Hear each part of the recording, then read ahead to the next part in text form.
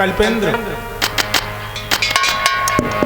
जिस घर अंदर नारी जाति का होता सम्मान रहे, वो घर में से समझो भाइयों देवों का ये स्थान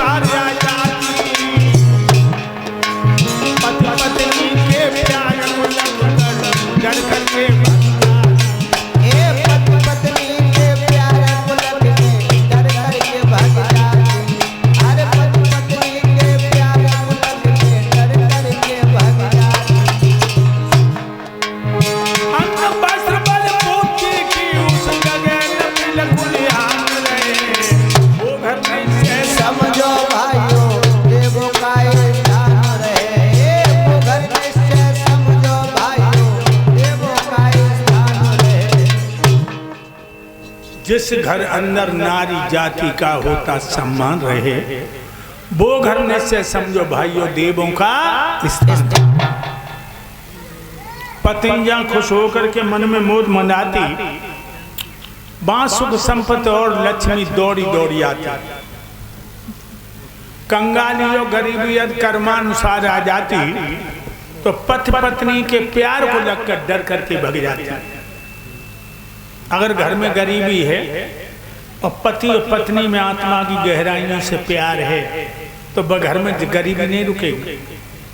अन्न वस्त्र बल बुद्धि की उस जगह बिल्कुल हाँ रहे, जिस घर अंदर नारी जाति की होती सम्मान। याद रखिए। और बताओ, पत्नी जहां प्रसन्न रहे उस घर की होती सफाई, वो खान पान और रहन सहन में दिखलाई दे चतुराई।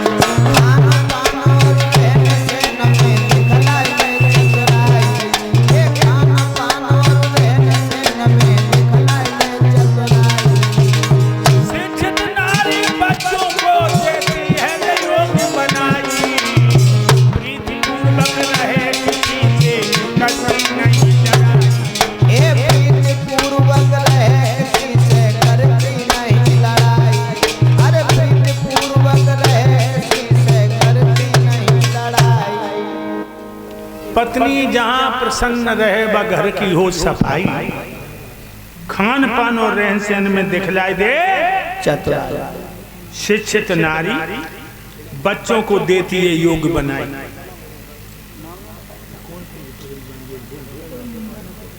नाम भैया नाम दे जाओ लिख के, जो अभी सम्मान करके गए हैं।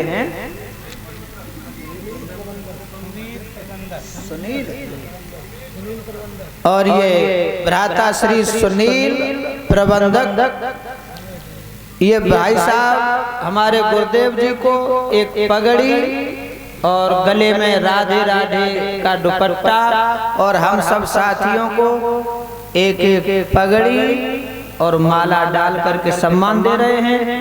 भगवान ने सुख शांति देता रहे, सद्बुद्धि प्रदान करता रहे। एक बात और बताऊं भक्तों, लड़कों को तो पढ़ाते ही हो, लेकिन लड़कियों को शिक्षा में कम मत रखो, पीछे मत रखो। हम देख रहे हैं आज लड़कियों के साथ बड़ा पक्षपात हो रहा है।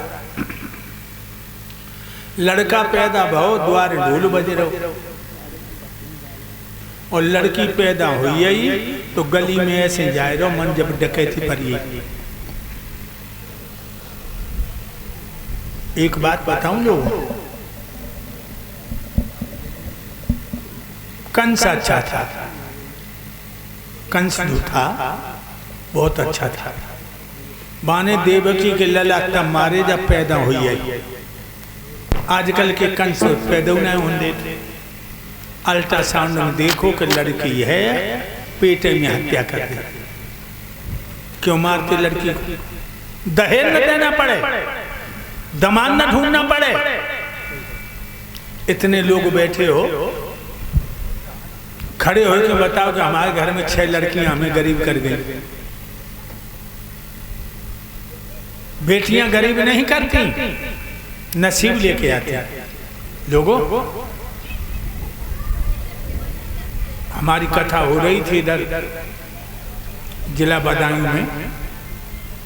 एक माँ खड़ी हो गई और कहने लगी, स्वामी जी जो लो हमारे 5 लड़का रहे, हम भूखकर मरती रही, और जब से 2 लड़की मेरे घर में आ गई, आज कपड़ा से, अन्न से, पैसा से कोई दुखी नहीं।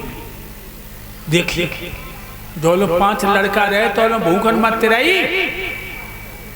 इसीलिए लोगों इतना ध्यान रखना,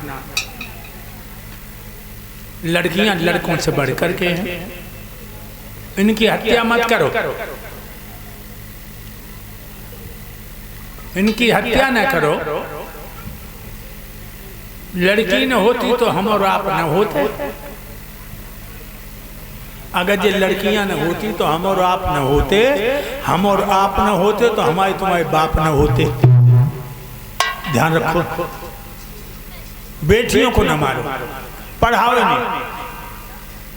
हम देख रहे हैं दिन ही दिन लड़कियां कम होती है। जाएगा में हम लड़कियां देख रहे हैं, गांव में ही लड़कियां बहुत कम है। हम आज से 30 साल पहले बता रहे थे लड़कियां थी कि पंडाल भर जाता था बेटियों से। आज बेटियां ढूंढने ना मिल रही। सबसे ज्यादा हत्या हो रही है हरियाणा में। हरियाणा में 100 लड़काएं तो 50 लड़कियां। राजस्थान में 100 लड़काएं तो 58 लड़कियां। और जो उत्तर प्रदेश में लड़की कितनी कम है मालूम है? 100 लड़का हैं तो 63 लड़कियां। अब ये 37 लड़का दूल्हा बन के बारात लेके कहां जाएंगे? ये 37 लड़का दूल्हा बन के बारात लेके कहां जाएंगे? अगर 10 साल लड़कियों की हत्या न रुकी तो लड़कियां ढूंढे नहीं मिलेंगी। इसलिए भाइयों ने बेटियों को बचाओ, इन बेटियों को बचाओ। रानी पवन रेखा कोई औलाद नहीं हुई, राजा ने अपनी प्यारी के दिल को नहीं दुखाया। एक दिन रानी पवन रेखा मासिक धर्म से निवृत्त भई। जब मासिक धर्म से निवृत्त भई तो स्नान करके कपड़े बदले और 16 श्रृंगार करके बैठ गए। श्री सुखदेव जी बोले, हे राजा परीक्षित, उग्रसेन दरबार खत्म करके आए और महारानी आंगन में बैठी हैं। तो उनके चेहरा को देख करके महाराज मुस्कुरा गए। बोले, गोरी बड़ा श्रृंगार करके बैठी हो, क्या इरादा है? कहने लगी, पिया मैं सोचती हूँ जंगल में चलूं, ऋषि मुनियों की कुटियों पर चल करके उनके दर्शन करूं, जंगल की पावन हवा का पान करूं। राजा उग्रसेन कहने लगे, गोरी दिल तो मेरा भी चाहता मैं तुम्हारे साथ चलूं, लेकिन कल कई मुकदमे अधूरे छोड़ दिए, आज मुझे निपटाने हैं। इसलिए तुम मेरा सफेद घोड़ों वाला रथ लिए जाओ और अपनी सहेलियों को लिए जाओ, जंगल में संतन के दर्शन कर आओ। आज्ञा पा करके भक्तों